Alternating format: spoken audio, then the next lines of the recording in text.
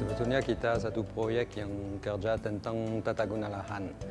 Dan di proyek ini memang tata guna lahan mau dicoba dengan cara lebih partisipatori, lebih kolaboratif. Jadi kita datang karena kita kerja selevel kabupaten, kita ada dua site di Indonesia, satu adalah di Maluku Tengah, di Pulau Seram. Dan di situ kita mau mulai secara kolaboratif bagaimana kita bisa persiapan satu tata guna lahan dengan pihak-pihak setempat. Jadi kita bikin workshop ini untuk mulai satu rapat dengan beberapa pihak-pihak yang terkait dalam tata guna lahan di kabupaten ini.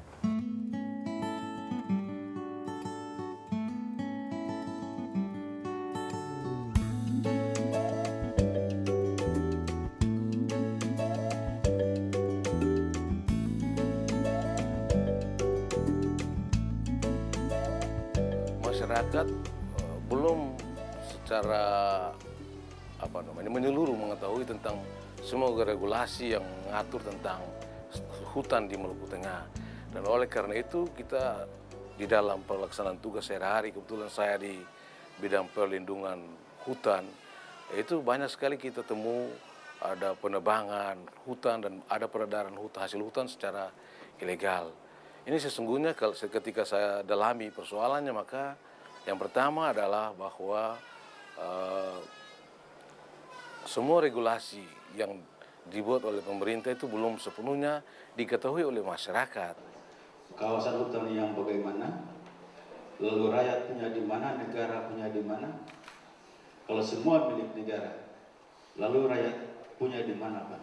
Yang terjadi di masyarakat itu, masyarakat mengalami merasa memiliki hutan itu rendah.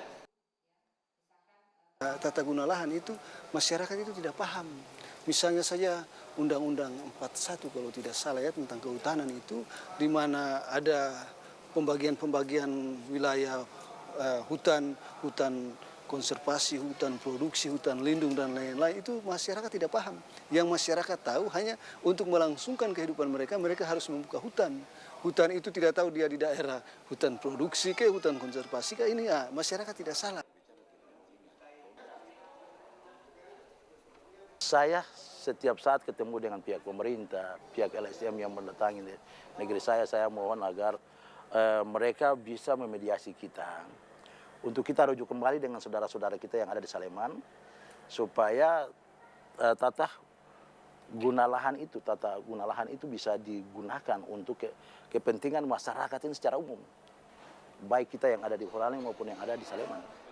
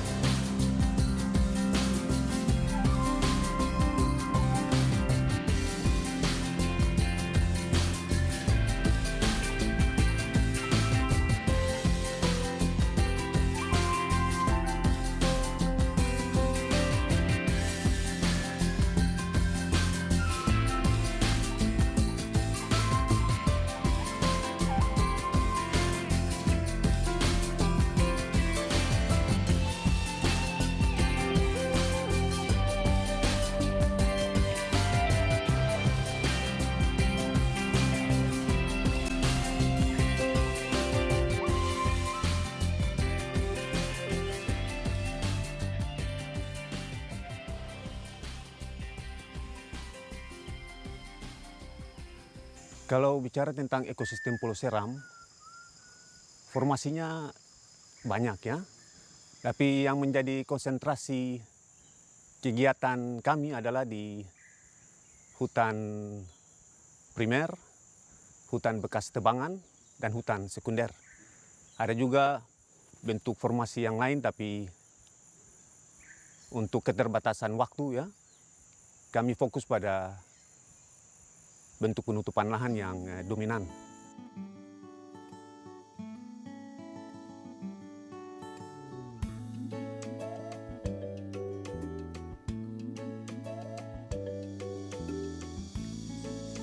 untuk status lahan plot penelitian, ya ini plot permanen, ya untuk proyek Kolupsia ini yang besarnya 1 hektar itu ada yang diletakkan di hutan primer, ya milik komunal, ya di Dusun Masihulan, ada juga di hutan sekunder yang dulu bekas terbakar, pernah ditebang, ya kayunya diambil lalu kemudian tumbuh lagi.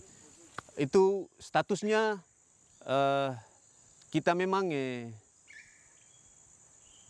harus ikut proses yang ada di masyarakat, ya melaporkan ke pihak pemerintah dusun, ya bahkan orang-orang tua, ya tokoh-tokoh masyarakat di sini untuk bisa menggunakan lahan ini.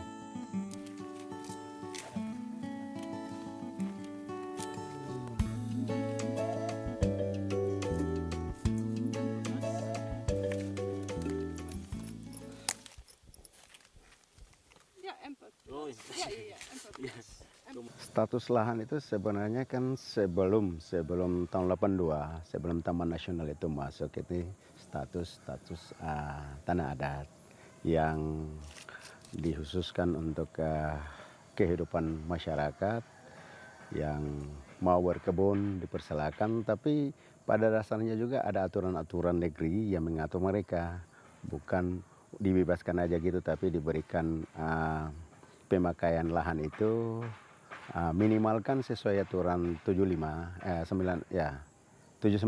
itu masyarakat itu maksimal 2 hektar.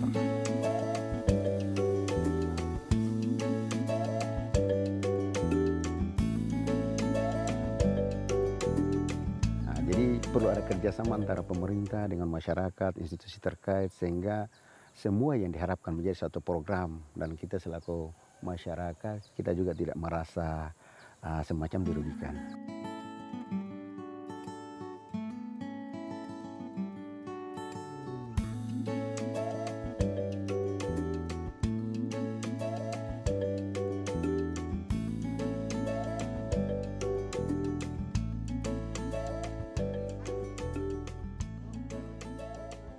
Rencana atau workshop ini sangat bermanfaat untuk secara bersama-sama dengan semua stakeholder untuk memikirkan bagaimana pengembangan penata guna usaha lahan itu sehingga masyarakat dia bisa berusaha. Saya kira output daripada workshop ini juga dan bahkan kerja terakhir ini juga akan memberikan satu rekomendasi bukan hanya kepada penata usaha lahannya, tetapi mungkin bisa memberikan rekomendasi kepada komoditi apa yang harus diusahakan di dalam usaha pertanian.